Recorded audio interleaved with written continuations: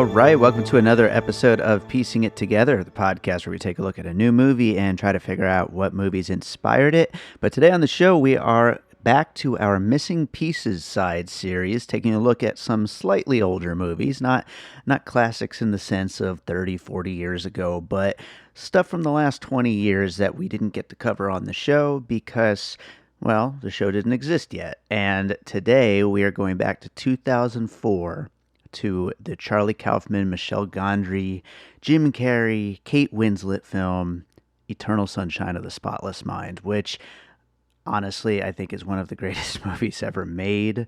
My guest, Catherine Gonzales, also feels that way, and we had a great time talking about it. It's been a pretty big Charlie Kaufman month for the podcast lately. Obviously, we just covered I'm Thinking of Ending Things, his new film on Netflix, and also his book, Ant Kind. And so it's been great getting a chance to dig back into all of these movies and projects, and I just love getting into that headspace because it just gives you just so much to chew on, you know? It's just great. I love them so much. But let's, enough with the gushing. We'll gush during the conversation. Before we get into the conversation, I do want to remind you, as always, to make sure you're subscribed to Piecing It Together on your podcast app of choice. You can rate and review us over on Apple Podcasts or Podchaser. And follow us on social media at Piecing Pod. We also have a Facebook group, Popcorn and Puzzle Pieces, where we continue the conversation about all the movies we talk about here on the show and everything else going on in the world of movies. And other than that, I just want to say I appreciate all the support lately. We've been getting a lot of new listeners, a lot of great feedback on the show. And I just want to say I appreciate all you that are out there listening. And you know, if you are listening and you haven't yet, we'd really appreciate more feedback. We always like hearing what people are thinking of the show. And so, yeah, get in touch. You know, you could, like I said, review us or just, you know, tweet at us or whatever. I'd love to hear what you're thinking of the show. And if you'd ever like to join me for an episode, do get in touch with me because I'm always looking for new co-hosts.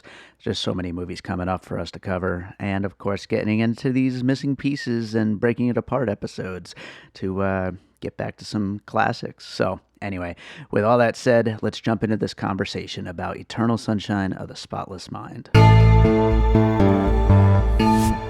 So today on the show, we've got with us Kat from Shuffle Online. How's it going, Kat? I'm good. How are you? Happy to be back.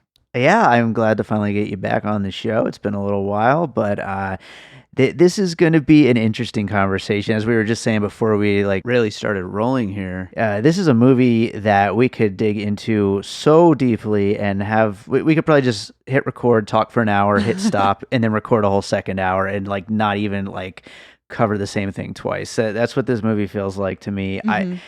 I'm very excited to talk about Eternal Sunshine of the Spotless Mind. You suggested this as a possibility for this Missing Pieces series, so I want to kick it off by just kind of getting into just briefly what made you think of this one and what this movie means to you. Yeah, I think when you had reached out to me about thinking about an old movie that was a fave or whatever to talk about, that one just popped out because it was such a pivotal moment or movie in my life, especially as in terms of just expanding my film knowledge and also just as a person, because I think I watched this movie in high school. It was 2004, so I probably watched it a few years after that or at the same time, I can't remember. And then I would watch it a lot in college and my mid-20s, and it just would hit as a movie. It's just so good. I love the sci-fi, the romance, the music. I remember watching it for the first time and it just blew my mind in that way. And then on a personal level, of course, if you're going through the teenage romance, boys or girls, whatever, sure, it would just hit me because it's erasing someone that you loved, that maybe didn't love you back or erased you first. And you're just going from all those emotions. And I remember thinking in college as well, I wish I could erase some people. Just like Joel and Clementine did to each other. But then you realize as well that pain that you go through, especially with, when you're going through those first loves and even second, third loves or whatever, and you go through these things that they make you who you are and you have to grow from it. And I think that's why I love it so much. Because I went through all those, somewhat bad experiences, but I look back at it now, just thinking, oh man, like I had to go through those things to know how to get to a better thing. Sure. And yeah, I just remember it being like hitting me so hard. And also something I realized in prepping for this episode is that it is really, for me, indescribable in some ways. I think it hits things that I can't even describe emotionally. And I think that's the beauty of like the writing and the movie, is that it really has that deep insight to like examining this relationship. And even if you're not a Clementine or a Joel, you've had some semblance of their relationship or other things that really like will hit you in some way. At least it did for me. And I think that's why every time I watch it, it just is so much better than the last time I watched it. And some of that I can't describe. I like it because I think that's the magic part of it. Yeah, this movie, I described it on Letterboxd as a miracle. It's like there's so much going on at the same time, and it all works so well. Yes. In a way that makes you think about not only what the movie is saying, but also like what's happening in the movie, like just on a plot level as well. Just everything that's going on is just firing on all cylinders, and there's so much to be like impressed by, but so much to love, and so much to like kind of reflect back on your own self about. And it's just, yeah, it's just an awesome movie. And one other thing I wanted to mention before we start getting into some puzzle pieces here is in the lead up to Charlie Kaufman's new film, which of course he wrote Eternal Sunshine, but it was directed by Michel Gondry. But I wanted to try to cover at least one of his other films in the lead up to that. So I'm glad that we're getting a chance to do this today. This seems like the right one. Even though Adaptation I always cite as my favorite movie, this seems like the right one to really break down puzzle pieces wise. I think it's going to be a fun conversation. Yeah, I think so too. So this being a Missing Pieces, we're going to start off with some movies we think inspired it, and then we're going to look forward to some movies that we think maybe it inspired. So why don't we start off, though, with the ones we think inspired it, and what do you have for your first piece? So this was really hard in terms of what inspired it besides other Charlie Kaufman movies, but I didn't want to go that route just because it's pretty obvious. Of course, he would inspire himself. And it also made me just appreciate the fact that this is such a unique movie that I almost want to say that there's none that could have inspired it. But that's how I feel whenever I talk about him. I mean, we just did his novel Aunt Kind, and I was like, what am I even going to talk about here? Yeah, I was like, oh no, I'm going to have to cancel the pot. Like because I had told you, but I realized that all the movies I chose are for the second half of this, of like the ones that inspired. But in the sake of just trying to figure some out, and this one might be a stretch, but I tried to lean more into maybe the feelings I had when I first watched it, and like other movies that really made me feel that way too. And so the one I got was Donnie Darko, 2001, just because it has that sci-fi element, which it's definitely a little bit darker.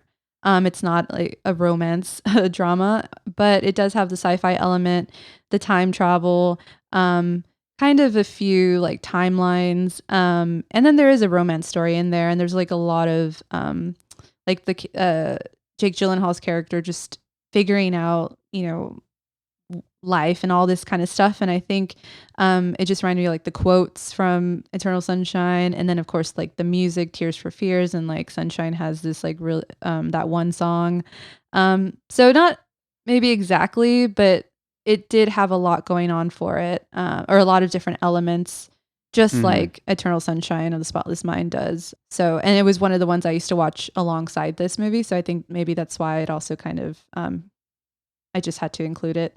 Sure. And, I think I've only actually seen Donnie Darko one time, like back in college, and I may or may not have been a little stoned at the time and barely remember the movie aside from it just being really weird.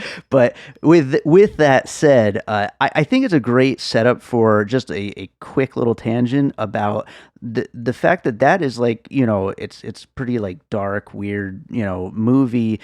And a lot of people talk about Eternal Sunshine as being so sad.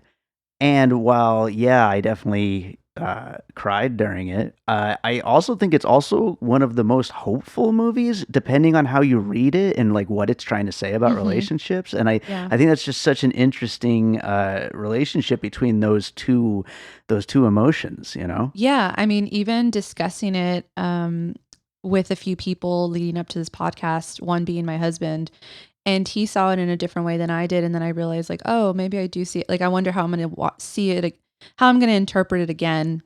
Hmm. Now that I'm in a happy relationship, and I used to watch it a lot when I was not in a happy relationship.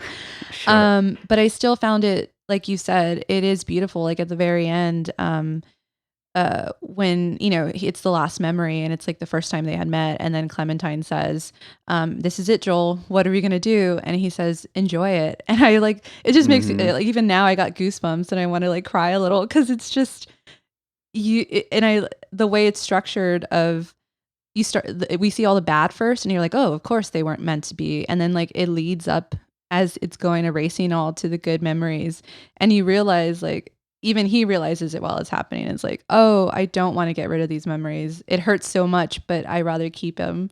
And I Yeah, think the that's good why ones it's, are worth it. yeah, and I think that's like the hope part, right? Is like, you'll be okay, you just got to Yeah. get through like the shitty part of the breakup, but it's still, you still got to hold on to those good parts. Absolutely, absolutely. Well, I'm gonna go with my first piece, which another just classic, romance relationship movie.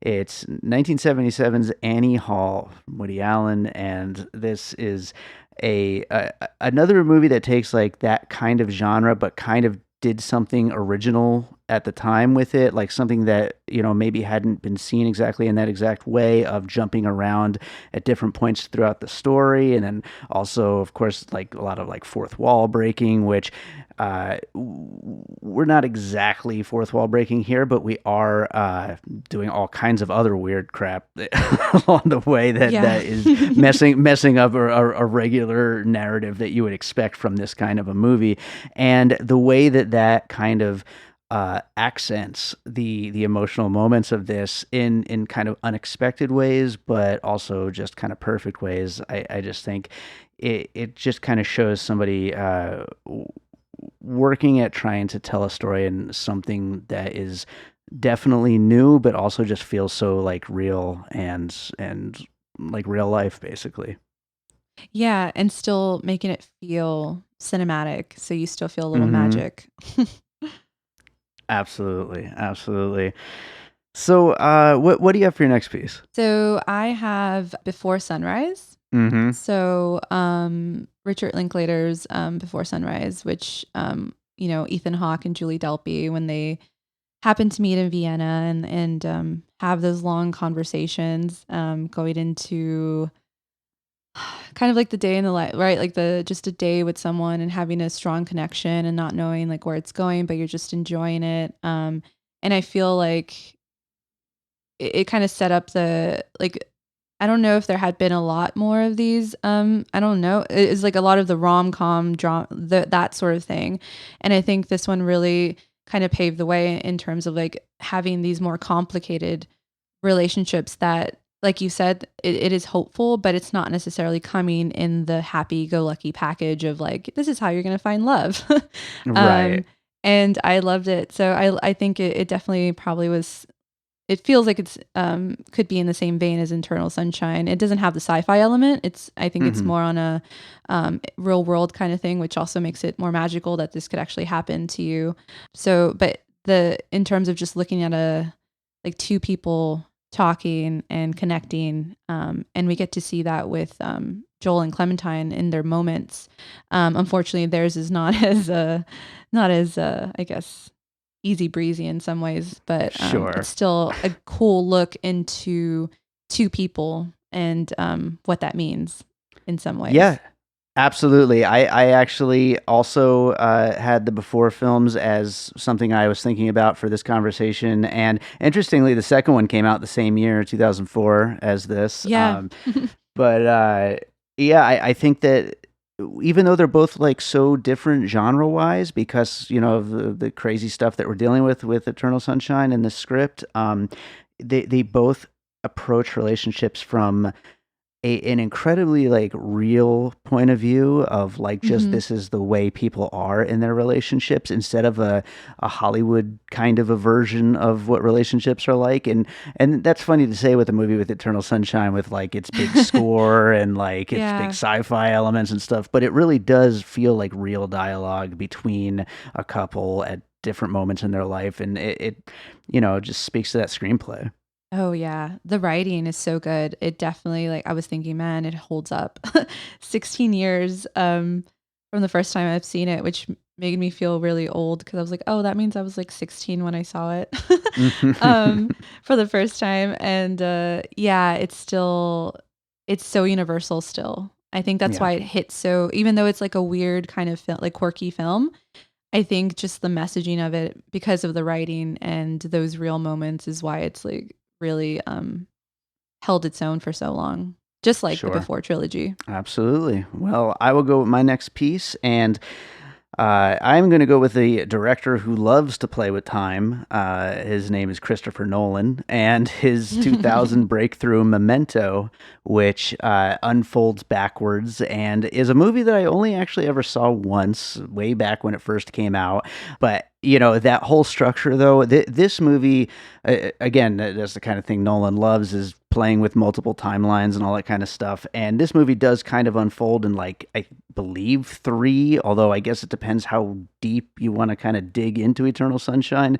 But I think 3 separate timelines that are kind of interlocking on each other: the dream, the dealing with the procedure, and then the actual day as it goes Yeah. forward.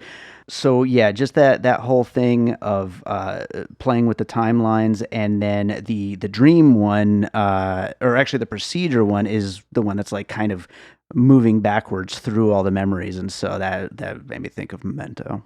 Yeah. Yeah. I think definitely the time kind of warp or different timelines resembles Eternal Sunshine. Although this time watching it, I did feel like maybe the when they're erasing him feels more of like memories than time in some ways. Like Hmm. it is dealing with his memories and those are in a time frame or timeline.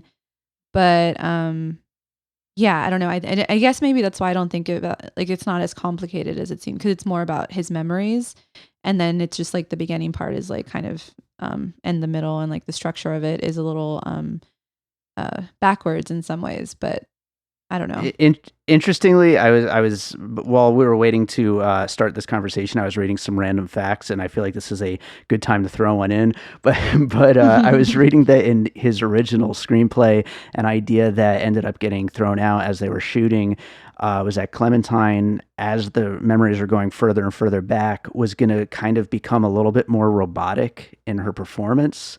Mm. And like it's almost like losing a lot of the characteristics of who she is as we're getting deeper and further back into the memories, and that's kind of an interesting extra element of how to deal with that like kind of degradation of time, and of memories, and how far back they go and how far back you can actually remember somebody, which I think is really interesting. But at the same time, I prefer to see Kate Winslet just put on an awesome performance. Yeah, and like I mentioned earlier, it just becomes so much like her getting more sentimental as she realizes, she's playing along with Joel. It's Joel's memories that are playing. He's the one projecting onto this memory of her and what Mhm. she would possibly say. But she gets so much like she is so sweet, even more sweet at the end because that's how he remembers her in Right. those first moments, and then it makes it that much harder to watch because you're like, "Oh, we want you to be together," but obviously we know why you weren't. Um, but yeah, I wouldn't have liked it if she was a robot. Yeah. So I'm glad they went I against that. Yeah, that would have taken away a little bit from her character, I think, as interesting of an idea as it is. But okay, what do you got for your next piece? So I chose Punch Drunk Love, Nice. 2002. And it was just kind of Man, comedians like, and then Adam Sandler, as we've seen in some of his work, um, they can deliver just like such good performances when they're playing drama Hmm. and heartache, and in these like relationship type movies. And he does that in Punch Drunk Love. And I remember also watching that movie and be like, oh my god, that was so good. And then it just reminds me of like Jim Carrey's performance. And there are moments where he gets a little, like the quote unquote Jim Carrey. He has moments in Eternal Sunshine, but it didn't like, he plays it so well. Like I love him as Joel, Oh yeah, and you feel like his heartache. He has like, there's more to him. Like, if we had a backstory, but you can kind of just imagine maybe, and we see a little bit of it in his memories when he tries to go hide out with his mom, but like. There's just something about comedians and them playing these really heartbroken characters in some ways. I think because to be a comedian, you really have to go to those like places sure. to really be able to kind of make fun of it. But that kind of, it just resembled that to me, and some of the story and direction. And yeah, that was mine. No, I love that piece. I actually just recently rewatched it for the first time in many years, and it is just absolutely fantastic. His performance is so damn good in it, and I think that is also another really not traditional, love story, really, Yeah. in such a strange way, and so that is definitely another parallel there. But also another thing I think that brings up an interesting point, which is that uh, Jim Carrey should have been nominated for an Oscar for this freaking movie. Yeah, I saw Adam that. Sandler lost out on his nomination, as well as this year he lost out too. But that's a whole nother story. But the fact that Jim Carrey wasn't nominated, I mean, Jamie Foxx and Ray, of course, that's fine, but he could have been one of the other five. Yeah, I mean, even watching it again, just I really felt like, wow, that was like one of the best performances I've seen him, I've seen, and also the fact that it's from him. And yeah, it's really bad that he didn't get nominated for that. I thought he did, but then I saw that it was just Kate Winslet, and I was like, oh, that's shitty. Yeah, absolutely ridiculous. Because I mean, it is such just a memorable performance, and it's just such a full role with so much to like kind of like dig into with this character, and he really pulls it off. And just I find it to be just so damn memorable, and the way that he goes that he performs alongside with Kate Winslet is just, the two of them together is just such a team. Oh man, yeah, and it's funny because you Kate Winslet is doing the over the top performance, and that's usually Hmm. Jim Carrey's, and that's why it's such a good like I guess juxtaposition, because you expect that from him and you're not getting it from him. And then so Sure. as a audience member, you're like, what? And then but it doesn't feel like, because when people try to go really try to be serious, it can feel inauthentic. But with Hmm. him, it just felt like you can tell it was good acting, because I didn't feel like, oh, you're just trying to downplay your Jim Carreyness. Like, no, I could feel like he was really in there in the moment. And I don't know, I love it so much. I don't know if this says more about me or the movie itself, but I hadn't watched this in probably like 12, 13 years, something like that. And I used to, love this movie. I just hadn't watched it in a long time. Yeah. But the names Joel and Clementine just totally stuck with me. And I think that is just kind of says something about just the way they've brought these characters to life in such a memorable way. Yeah, that's true. A former coworker of mine had a dog and named Clementine, and the first thing when Nice. she told me was, "Oh, Eternal Sunshine of the Spotless Mind." But that wasn't the reason she named her that. But for me, Clementine will always be associated with this movie. Exactly. Absolutely right. So I will go with my last of the inspired by pieces, and that is A Christmas Carol. Um, which I think just the whole going backwards, the Ghost of Christmas Past taking Scrooge back to see all these moments in his life and learn from them. And we've got this weird sci-fi setup of Joel being taken back through his memories and learning from watching them unfold before his eyes. And there's a really interesting way of portraying that, in which in some of these memories he's kind of like acting along with them, and some of them he's just kind of a bystander watching. And it's just it's really fun to see how he kind of navigates through these memories. Yeah, yeah. Because like I was trying to during this watch, I was trying to. I don't know. I know this movie like the back of my hand because I used to watch it so much.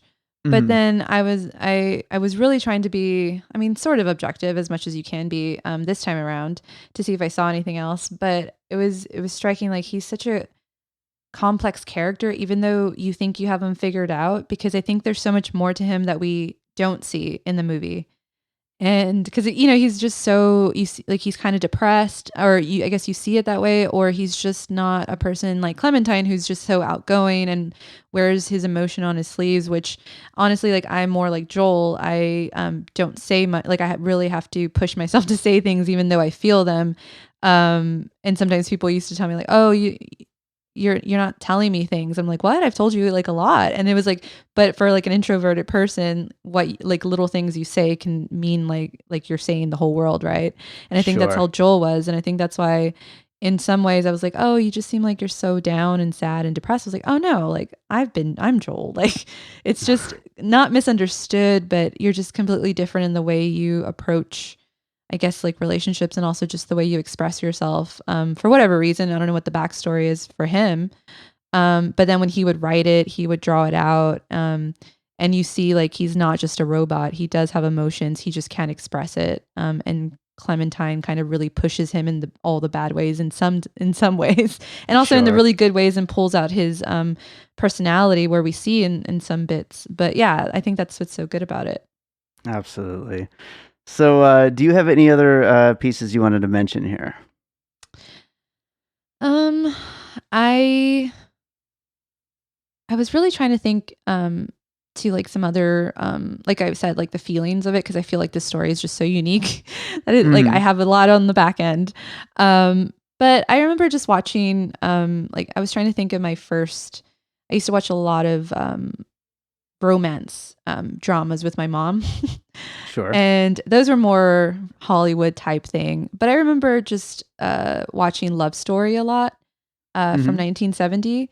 And even though that one's more, it's different, and it's these two characters. But I just remember like the score of it, and with Hmm. Eternal Sunshine, it has such a unique score as well. And I feel like if anything sticks, like when you watch a movie, like 20 years after you watch it, I feel like that means something.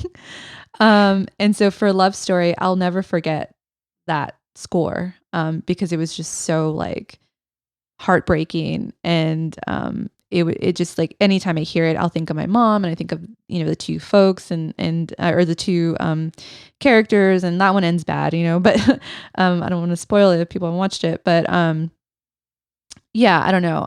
I think music is such a big part of Eternal Sunshine of the Spotless Mind, and I feel like if it hadn't been this kind of quirky score that still is very though impactful in the way in parts it needs to be, like it pulls back the quirkiness and just goes in for all the emotion, but yet in a Sure. subtle way. um I don't know if it would have, I mean, it still would have probably been a good movie, but I think it definitely is kind of a character in the film as well. And for me, the love story theme is like the ultimate kind of love story theme. So it just kind of, that's my correlation with that one. Nice, nice. Yeah, I don't think I've ever actually seen Love Story, but as to the score, though, the John Bryan, his score for Eternal Sunshine is just absolutely fantastic. And also, that's another connection to Punch Drunk Love. John Bryan also did that score as well, which is also just equally strange, but also just perfect. It's like Yeah. doing just these weird things that don't feel like they should work necessarily, but they just absolutely do. I think that kind of it amps up like this kind of like off weird kind of a feeling, but while also perfectly underscoring what's happening. I just think he's such a talented person.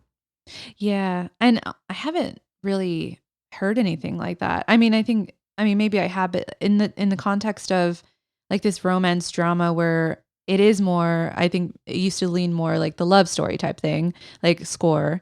But this one is so quirky and feels like it shouldn't fit in some ways, but then I think that's the story too, right? Is like love doesn't fit the way you want it to. And it's not Sure. just like this like classical thing all the time. And I think that's why it makes you feel uneasy and anxious, yet it's also so beautiful. And I think that's like love. So, Yeah. No, that totally makes sense. So I think it's time to start looking forward now to some movies that we think maybe Eternal Sunshine may have inspired itself. What do you have for your first piece looking forward? oh man, I have so many. So, Good. It but sounds like you probably are going to have more than me on this. So, okay, yeah, I was like, also just a side note, 2004 was a really good year for these type of movies. I just have to say, oh yeah. yeah, I'll just name the ones from 2004, and then I'll leave the other ones for the next one. But so Garden State, Closer were 2004, and let's see, yeah, those two, and it was kind of in the realm. I think that's why. I remember that was a time where just like a lot of these movies were coming out that were doing different things with relationships and also Mm, showing different characters in these relationships. Like Natalie Portman's character in Garden State kind of has inklings of like Clementine, you know, like not, I wouldn't want to say crazy, but just a little out there and quirky and showing us a different side to like the, you know, the rom-coms of like the perfect partner or girl who has like everything figured out. It's like I love that these characters like Clementine and Natalie Portman's character in Garden State didn't have everything figured out. They were just kind of sure. normal and getting through life. And then also coincidentally, Natalie Portman's also in Closer, Yeah. which that was one of my favorites as well. Just like I don't even think I could understand it when I watched it when I was in high school. I didn't understand why I loved it so much, but the dynamic between all four of them and like the mixing of their relationships, and just how complicated love can get and how you can hurt people as well. Mm. Um, I think that just kind of reminds me of Eternal Sunshine of the Spotless Mind because you can love someone a lot, but you can also hurt them, which is dark. I know, but sorry. No, absolutely. And yeah, I just think it's interesting. Like so many people point to, different eras in film, but man, do I love the 2000s. Hmm. So many freaking great movies. Oh, so good. Yeah. So, what do you want to point to for your specific first one? 500 Days of Summer.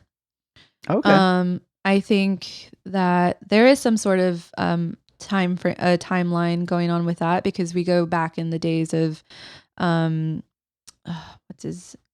I'll just say Joseph Gordon-Levitt's character. I can't remember, but you know he's going through the relationship of I sort of like in the in Joel's character where I think he might have also been thinking that Clementine, and he says it in the movie, was going to save him. Which, if you're Hmm. thinking someone is going to save you, then that's probably not going to be a good Sure. thing. You got to go into a relationship like as a whole person, and then you'll come together and make hopefully something even better. But no one is going to completely, unlike Jerry Maguire said, you should complete yourself. So, and that's something you learn as you go on, or maybe you don't learn it, and that's why I don't know. Maybe I hope people, you know, have learned that. But in 500 Days of Summer, Tom, his character's name was Tom, definitely wants Summer to be that person for him. And I just have to think like I don't know, it definitely feels a bit like Eternal Sunshine. And there's also kind of like the hues. There's a lot of like the baby blues and there is a little bit of blue in like Eternal Sunshine. And then of course like they have such a cool soundtrack and I don't know, I think it just really kind of made it where Tom seems like he's the good person in this and Summer was made out to be a villain and then there was like a retrospective of it where no Tom was projecting all these things onto Summer and she had Mm. already told him about these things, just like Clementine does in Eternal Sunshine, when she says like, "Hey, am this, this, and this," and Joel kind of just ignores it, right? And just like Tom does, and then it kind of bites you in the ass later. But then you realize, unlike there was no sci-fi erasing in 500 Days of Summer, but there is like the hope that you talked about, where at the very end he had to get over her, and then he moves on to Autumn. And so it was like that hope of like, oh, you thought this was going to be the one. It was beautiful, but it was also heartbreaking, but you had to get over it, and then you're going to possibly find the better one. And so maybe that's a more hopeful end than like Eternal Sunshine of the Spotless Mind. But I feel like they're just, it definitely is in the same category for me. Sure. Yeah. And I think that they're both, even though it's not like a sci-fi like thing mixed in with the romance, I think it is looking at the romantic genre and trying to just it's not enough to just make it a straight love story, like to really try to make something original with that genre, which there's plenty of great ones, but at the same time there's so many that are just kind of like guy meets girl, and here's their story. It really sets you up to fail. Yeah. if you go off based off like the rom-coms. Yeah, absolutely. So first one I'm going to bring up is David O. Russell's The Silver Linings Playbook. Oh, yes. Another favorite. Yeah, great movie. And just, another movie with very real people with very real problems, and, a relationship that, seems potentially doomed, but, these people, they connect, and we're along for this unique, different kind of a love story. and again, it's kind of like we were just talking about there with your last one. It's like just trying to find a different way into the genre and doing something unique with it. Yeah, that's also one of my all-time favorites. I remember watching that so many times. Yeah. I loved Jennifer Lawrence's character. I felt like she was really real in a sense of she was like messed up, and I feel like female characters always would get the shaft in terms of like in the romance, like in the rom-coms and those type of films. And I love that she was like literally she says, "You're just as crazy as I am," or whatever, and he's also crazy. They make fun of each other for it, but that's what brings them together. And I don't know, I just remember loving that movie so much as well, because it just came at it from a different angle than the usual all the rom-coms. I feel like we've gotten some gems in the genre, but there's definitely like there's only a handful that have stuck with me, and that's all the ones we've mentioned are the ones, and then there's like all the in-between rom-coms, which have their own problems, but like these are the ones that really just feel so real, even though they are kind of fantastical in some ways. Do you think, before we move on to the next piece, that we need to address the whole manic pixie dream girl thing with some of these movies we've mentioned, or do you think that kind of concept is like whatever, Yeah, I mean, when I was watching it again, Clementine, I don't know, I feel like she is just, I don't know, all these characters that I mentioned, I don't feel that way. I think they're I can see myself in them in some ways. Sure. And maybe that just is my answer.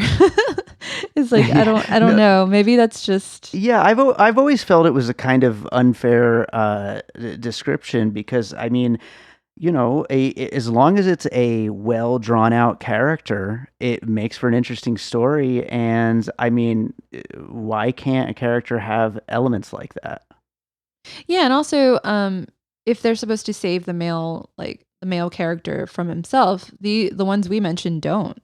Sure, that's true. And so like I think like Summer doesn't save Tom. I mean, she saves him in an indirect way of like, hey, don't be an asshole, and like don't project things on your partner, and don't like read into things that aren't there. So she does teach him a lesson, but that's not like her saving him. And then Clementine, wouldn't really call what she does saving, because they're probably going to go down the same path possibly, and she's not changing who she is to save him. Like she is doing her own thing no matter what, and Joel is the one that literally goes along for the ride. And so I wouldn't say that they're like manic pixie girls. Sure. I think that is absolutely right. So, what do you have for your next piece? Yeah, so I have Like Crazy that came out in 2011 with the late Anthony Elkin and Felicity Jones, and also Jennifer Lawrence. And I remember watching that movie as well, and just it's kind of in the vein of like also Once, which we talked about possibly doing as well. Yeah. And I think like the 2010s had this, especially in the beginning, had this sort of like very indie, authentic kind of with these love stories. And this one was just so heartbreaking for me because they're, you know, Antonia Elkins in like Los Angeles, and then she's in London, and then they fall in love, but then you know the green card issues and all that, and then they're kind of they go through these periods in their life, but they always want to be with each other, and it's just like that authentic, real life kind of stuff set to really good, also really good music score, and also the mood of the film is kind of like the yellow. I don't know. I don't know. It just feels so warm and inviting, where it just also makes it's like also makes you feel like very heartbreaky. Sure. But yeah, this movie I used to watch a lot as well, alongside like Silver Linings Playbook.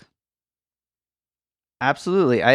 I remember seeing it when it first came out. It's been forever since I saw that, but yeah, no, I could totally see that, and like you know, that is again like these movies that are trying to really push the envelope within the genre and try something a little bit different.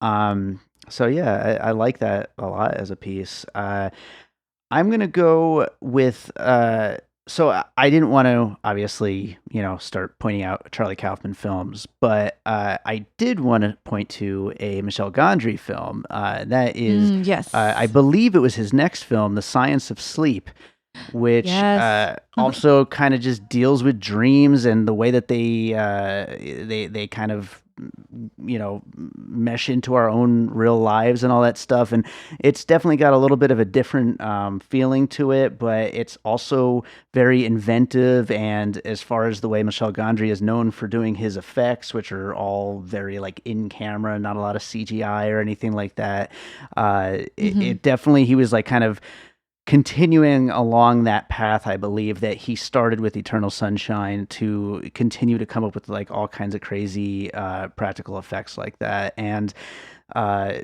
dealing with dreams. So Yeah, I actually have been thinking a lot about that movie because I think I watched it in high school or college, and it really I think I felt the same way. And this is before I knew even who Michel Gondry was, and I had already watched Eternal Sunshine, and so I feel like there was a common denominator. I just didn't know it, gravitating right. towards these films.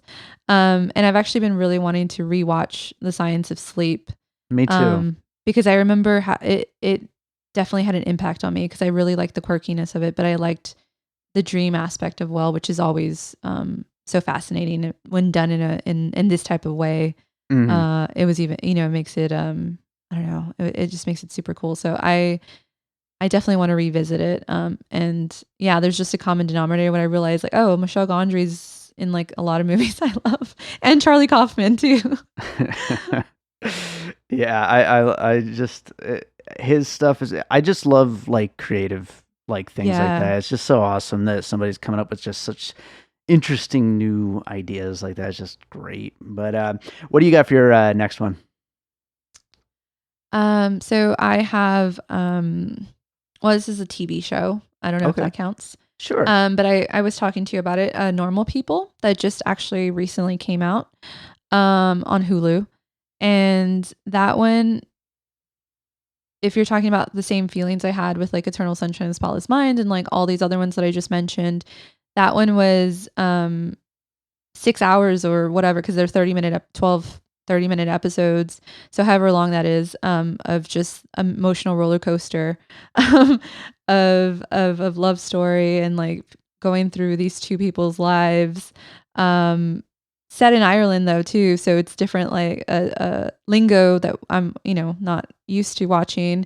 Hmm. And so it was cool to see like the different backgrounds of them going through Europe and all that, and just like different scenarios, which I think kept it fresh. And also the but the insight to their relationship was something like I think it is really a fun exploration that I think the movies that we've mentioned started, and I'm glad that it's still continuing because Sure. in this one it was more also from the point of view of like the guy. It definitely opens up more, with the mental health aspect, which we don't get to see a lot of men opening up about mental health Sure. and also their feelings and being an introvert.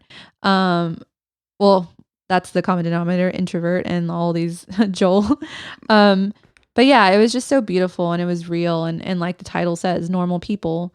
And I definitely found myself longing. Looking back at earlier relationships in my life and just like what they meant to me and like the first love, because this is definitely like a first love type of show. Hmm. And I think that's why it hurts so much, like when you watch it, because I think you think about your first love or whatever, and just those real moments. There was a lot of like real moments that we don't get to see on screen, like her talking about her period or like whatever, like when they're just like in bed and you're like, oh my God, like, but it was like normal. And that doesn't happen in a rom-com, Sure. Yeah. but it's real. And everyone probably has gone through that. So I describe it as like you'll fall in love, then it'll break your heart, and then it'll repair it a little bit, and then it's gonna break your heart again. And I think all these movies that we described, I think like at least for the ones I chose, do that to me, and I kind of love it. I don't know if that's a weird thing to say, but It makes sense to me. A lot of my favorite music is the same way. So. yeah. And it's funny because like I feel like I'm not able to even describe these, because I think like what I said in the beginning is like Eternal Sunshine, like in my mind it's one of the greatest movies and had such a big impact on me, as well as like Crazy, Silver Linings Playbook, Normal People Now, and a few others. And I find it so hard to put the words to how I feel, and I think that's a good sign, because I think it might be something that's like really personal, that it just Right. is with you.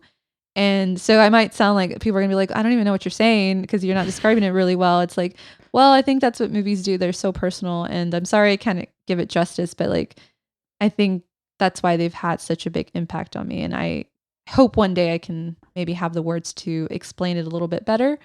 But I think that's maybe the beauty of all of these, that they hit so hard. I feel like we'd have similar trouble finding the words to explain like past relationships exactly what they meant to us. And Yeah. for a movie to also do that, that's pretty powerful. Yeah. So Normal People, I'm gonna have to check that out. It sounds really great. I've heard great things about it. I haven't seen it yet though.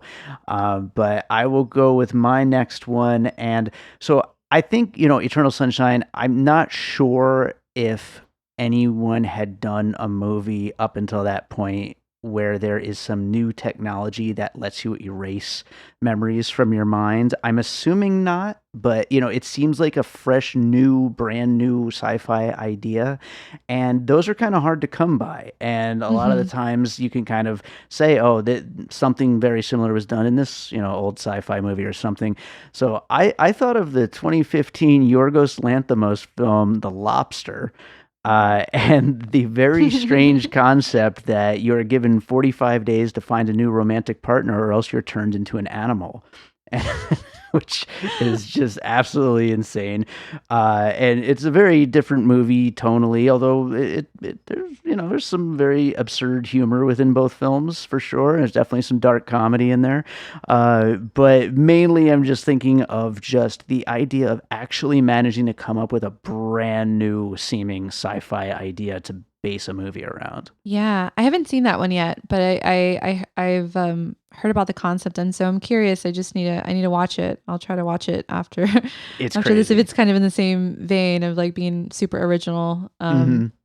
I love that. Yeah, I guess I hadn't really thought about it in a while, that Eternal Sunshine of the Spotless Mind is just so original. I'm so glad it won that original screenplay, because it definitely deserved it 10 times Oh over. yeah, absolutely. Yeah, and it's just a testament to Kaufman's writing, that like it still is real hard for me to describe. And also that it holds up so well in 2020, which I mean, a lot of things don't hold up as well as 16 years ago. So Totally. Yeah. kudos. So what do you got next? Well, it's one that we might talk about, but once, 2007, Irish romantical musical drama. And that one definitely, just like normal people, I don't know, maybe I have something with Irish and just like authentic portrayals of romance. This seems to be like my soft spot. Well, The Lobster was shot in Ireland, I believe. So then yeah, I'm gonna have a triple feature. But yeah, I remember seeing that one, and like of course, well, the soundtrack is amazing because it's the two Glenn Hansard and Marketa Irglova, and they're the real life musicians, and then their acting's not the best, I will say, but it kind of is super charming because it definitely feels so like it's really cute, and like you see them falling in love, and you see them in these very like mundane things, like just struggling to make it, and but then their songs, oh my god, it's so powerful. I love them so much. Oh, yeah, I remember listening to that soundtrack over and over and over again in college, and through, in addition to like I had a lot of good movies at least to help me cope with all like the ups and downs of college life and relationships in the mid-20s. And so these movies really hit hard for me because I just remember putting them in like on endless loop. They were like my therapy during those times.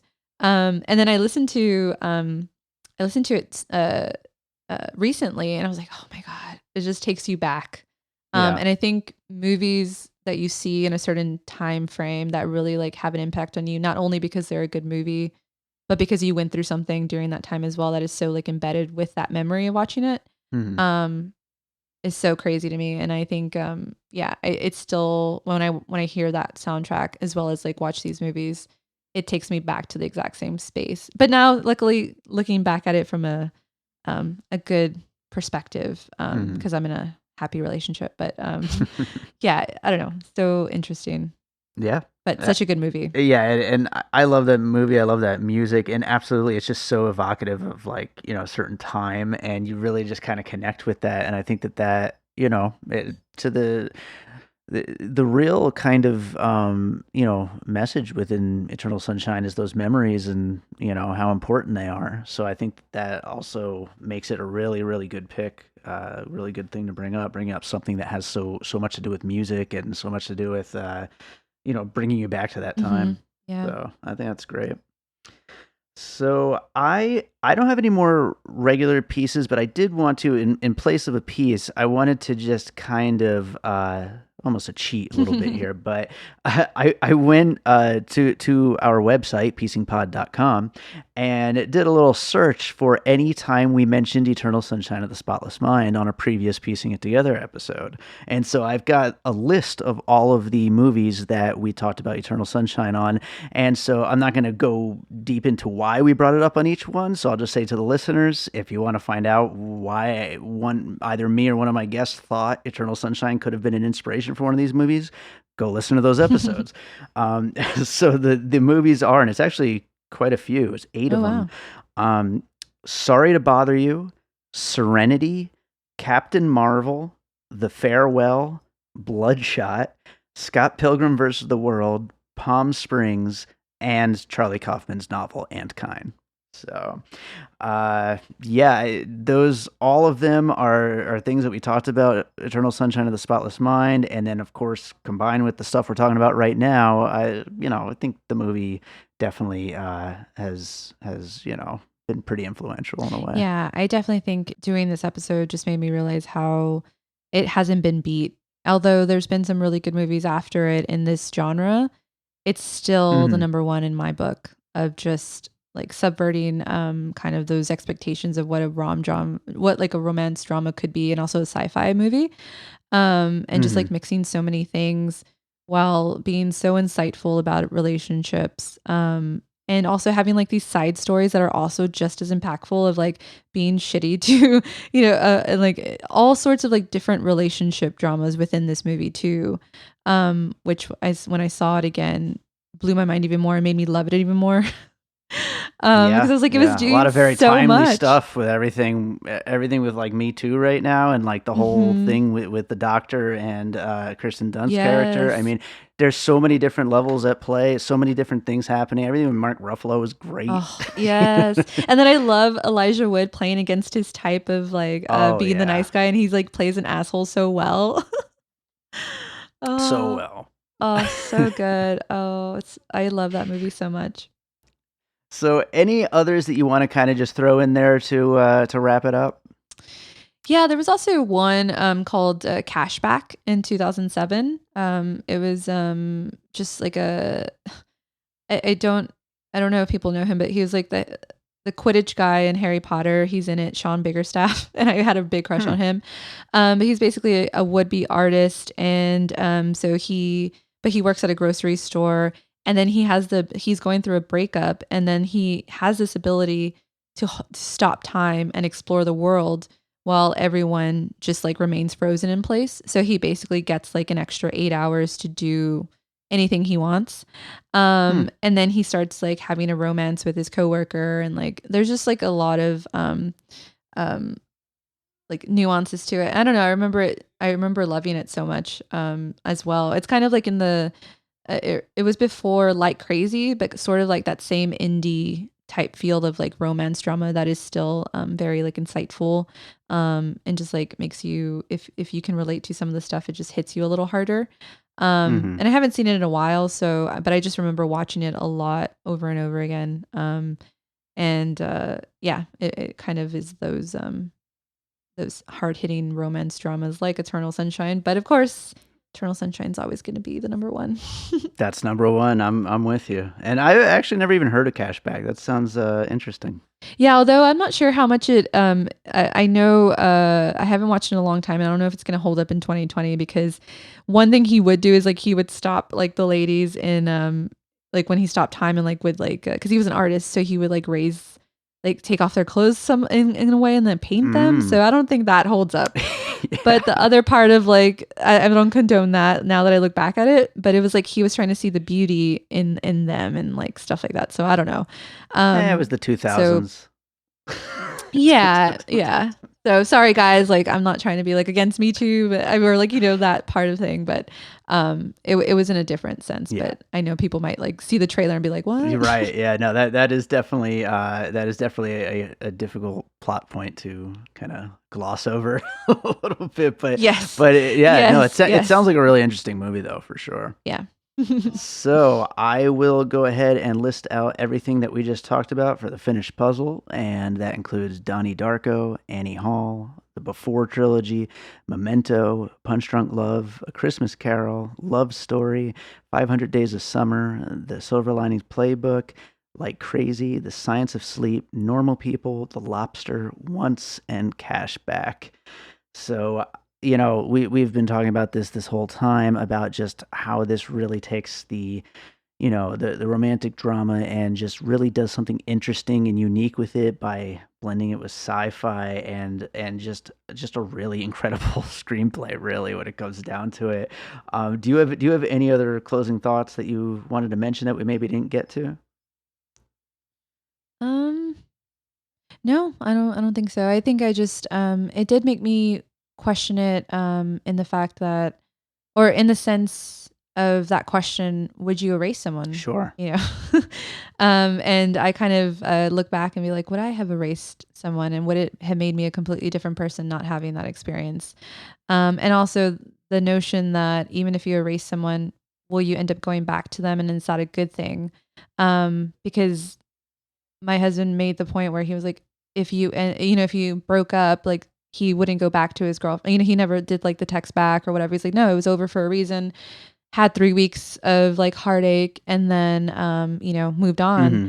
And I found that so like blunt, but also like, oh yeah, that makes sense. Like maybe you shouldn't, like if you broke up for a reason, like a big reason, like they did, maybe it wasn't meant to be. But then they're going to go through the movie and kind of insinuates that they're going to go through it again, right? And maybe have learned something, but maybe not. Right. So like that endless circle of like, maybe there's a reason why you shouldn't erase people, because you got to learn from it and you got to move on. So I don't know. I find those questions, I love that this movie now is still making me question like have those questions of like relationships and like what would you do, and the endless I don't know, thoughts on that sort of thing. And I love that now I'm thinking about it from a new perspective, where I'm at in my life. And I love that it's still giving me so much, even after 16 years. That's the best kind of movie. The kind of you just keep thinking about those questions with. That's an amazing. It's like a freaking gift, honestly. I love that. Only other thing I wanted to mention is just like a quick little throwaway scene that like just absolutely made me tear up so damn hard is when Jim Carrey first goes to the office, and there's a lady that's clearly getting ready to erase her dog Buster from her memory. Oh yes. Oh my God. Freaking Charlie Kaufman, man. Yeah. Oh my God. So good. I after this, I just want to go and watch Adaptation again. Yeah, it's the best. You should do that. So is there another movie you watched recently you'd maybe like to recommend to our listeners? Well, I actually just I finished, this is sort of if you haven't watched it yet, then you would have to watch it. But Lucifer, the most recent season 5A, just got released, and I had binged the first 4 seasons just on a whim. I think I just needed something to watch, and I call them like show holes. And then I'll find like a show like Lucifer where it will, it'll kind of like fill the void a bit until the other, more critically acclaimed shows come in. But then I found that I really enjoyed Lucifer, and it has a lot of, there's definitely like the romance drama between Lucifer and the detective on the show. So I guess even in like the weird kind of throwaway shows, I still find like the romance drama at the center of it. Can't help it. And then season 5 is just like, it was really good. I finished binge watching it, and it was definitely different than I thought. It was a lot more of the relationship between these two characters, and a lot of questions about like free will, a choice, because there's a lot going on in it. But I don't know, and it's fun. Like if you just want like a fun show to watch and maybe have on the background, but also sort of get invested in it, I would recommend Lucifer. It surprised me, and also it started off as a network show on NBC, which was surprising that I liked it, and then it moved on to Netflix, so it's gotten it had a little bit more room to explore things and be a little bit more, I guess, not scandalous, but just more freedom than the network, parameters. That's so cool. I don't know. I recommend it. I like it. And the guy who plays Lucifer, Tom Ellis, I mean, he's so hot. So if that helps, that is my tidbit. Awesome. Well, it is time for where I usually ask my guests to plug whatever they're working on, but I just realized at the beginning of the show I forgot to mention you started a new podcast since the last time you've been on the show, haven't you? Yes, I co-started with Rosa, who's been on the show, from Rosa's Reviews. We started a podcast, Latinx Lens, which basically we're wanting to highlight Latinx filmmakers, actors. We kind of, when we go into those deep dives, we will select filmography from them and discuss them through that filmography, just because some have so much, but we would just want to highlight things that don't get talked about as often. And then also through our lens of being women of color, we're also doing reviews of new things as well, like new movies that are out and all that. And eventually, hopefully, we'll bring on guests to bring on their different lenses so they can talk about movies and representation. Sure. And I'm excited to see where it goes, but it's been really fun so far. And I've actually learned a lot on my own, because I'm Mexican American, but I wouldn't really talk about it, not in a way of like being ashamed or anything. I just didn't really kind of lean into it because I am who I am, and that is inherently Mexican American. And these episodes have really kind of forced me to really like go back to my childhood, and it's been fun going down that like nostalgic road and kind of tapping into that side of myself through these movies. And so it's been a growing experience for me, and I hope we have been giving some folks some insight as well. Yeah, no, I think you're doing awesome with the show. Oh, well, thank you. Yeah, I try not to get we're not trying to get we had a really good response to it, which I think is good, and also is kind of showing the lack of people, with representation. But it definitely feels like a lot more pressure now. Yeah. But in a good way. And I think it's just all about like learning and growing, and hopefully people get something out of it. And I know I'm getting so much out of it. Yeah, I think people are really enjoying it from what I've seen, and like the episodes I've listened to so far are really great. So really excited for you guys, and happy that the two of you are doing that. It's great, it's just great. Yeah. Well, thank you. Well, thank you so much for being here again, and I look forward to doing it again, whether or not we do once or we find another one to do, but definitely looking forward to the next time. Yeah, happy to be back. Always fun.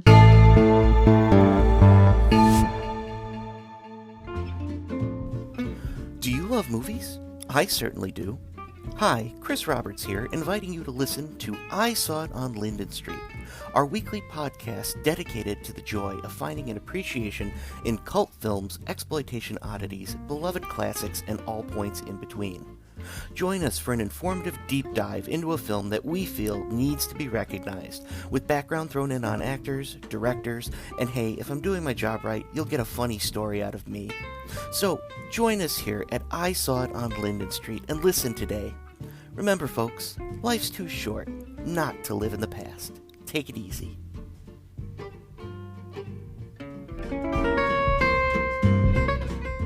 All right, so I hope you enjoyed that conversation about Eternal Sunshine of the Spotless Mind. Thank you to my guest, Kat, for joining me on that one. It was, like I said at the top of the show, it's just been great getting back into all these Charlie Kaufman projects, and I hope it's not too long before we get to talk about another Charlie Kaufman film. But yeah, that's today's episode. I hope you enjoyed it.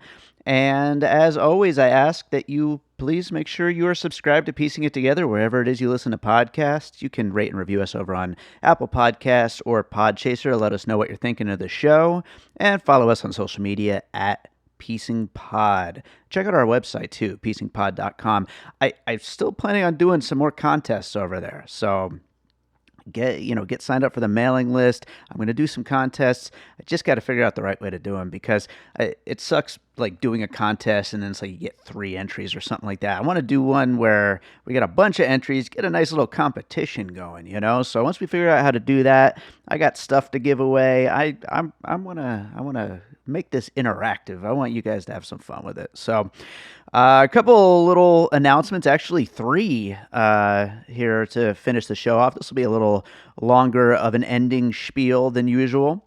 But first of all, you guys know I also compose music, and if you've been listening to the show a lot lately, you know that I have a new album coming out in October, on October 4th actually, called David Rosen. It's just a self-titled album. It's my 6th album, and I'm incredibly proud of it. I mean, I truly believe this is the best album I've ever put out, and I'm so excited to share it with you all. And this episode is going up actually 2 days after the release of the first music video from that album. It's for a song called Multiply. The video was created by a visual artist named Tobias Steiner, and that video is available on my YouTube channel, youtube.com/music by David Rosen, or of course you could just go to my website, bydavidrosen.com, and check it out there. This is a really cool kind of abstract, computer-generated, visual, just awesome video. It is just so cool. I'm so excited that it's out there, and I'm so excited to share it with everybody. Please check it out. I'd love to know what you think of it, of the song, of the video. I'm really proud of this thing. Please go check it out. It is called Multiply. Second thing is I just found out a couple of days ago that I was accepted into the Las Vegas Film Critics Society. So that is just super cool. It's awesome. I love doing this podcast. Obviously, I have spent, these last 20 years forging a career forward as a music composer. But the funny thing is I started off like really interested in film and in film criticism. I used to write for our UNLV school paper. I wrote film reviews there. I also was on the UNLV TV channel reviewing films on camera back, this is, God, like 15, 16, 17 years ago, something like that. So this has always been something that has interested me. I tried to launch a website doing film reviews for a while, but I just never quite got it off the ground. So now that I'm actually, actively covering films in this podcast format, the fact that I'm been accepted into this society is just so cool. And I am looking forward to continuing to grow the podcast, continuing to cover more movies. Hopefully being a part of this will help in that, in getting access and timely coverage to, all kinds of new movies. So I absolutely look forward to the future of this show and to continuing to grow, as a critic and to continue building what it is I'm doing here. So just wanted to announce that officially, and I'm just really excited for where that's going to take us. And the last thing, Eternal Sunshine of the Spotless Mind, one of the great romantic movies. So I figured this is as good a place as any to mention that this weekend was supposed to be my wedding to my beautiful fiancée, Gina, who does all my photos, and you've heard on the show once or twice. She was on the episode 100 where she interviewed me. Was she on another time? She might have been. I'm not sure. But yeah, that, of course, was postponed due to COVID till May 1st, actually, of next year. Hopefully, the world has gotten a little better and we can actually have our wedding then. But, we're not really making this public, but most people don't listen to the ending of podcasts anyway, but we're actually going to go elope this weekend and do the wedding on the day it was supposed to be, on Saturday. So we will be married. We just aren't going to really make a big deal about it on social media or anything like that. But, you're dedicated listeners actually listening this far into the episode. So yeah, if you're hearing this, I'm getting married this weekend, so that's awesome. So let's close this thing out with a piece of music. And, I kind of want to play something from the new album, but at the same time, for a movie like Eternal Sunshine of the Spotless Mind, I think the perfect song to end this thing on is a track called Moving Backwards, which was on a free album that I put out, one of these bonus track collections on my Bandcamp profile called Further Into the Dark. And Moving Backwards, I think, encapsulates the feeling of going through Joel's mind in Eternal Sunshine. So let's close it out with Moving Backwards, and I'll play something from the new album on the next episode. But we will be back with more Piecing It Together coming up next week.